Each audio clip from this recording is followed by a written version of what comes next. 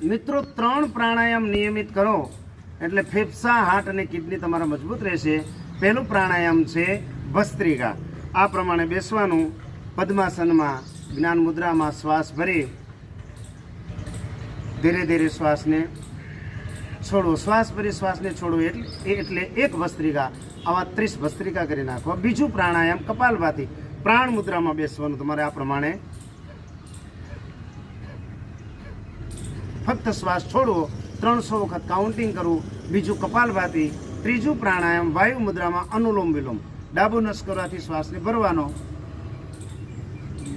જમણા નસકોરે શ્વાસને છોડવાનો ધીરે ધીરે। જમણાથી ભરી ડાબા નસકોરે છોડવાનો, ડાબાથી ભરી જમણાથી છોડો એટલે 1, જમણાથી ભરી ડાબાથી શ્વાસને છોડો એટલે 2, 30 વખત અનુલોમ વિલોમ, 30 ભસ્ત્રિકા, 300 કપાલભાતિ, 30 અનુલોમ વિલોમ નિયમિત કરશો એટલે હાર્ટ, ફેફસા અને કિડની તમારા સ્ટ્રોંગ રહેશે મિત્રો। નમસ્કાર।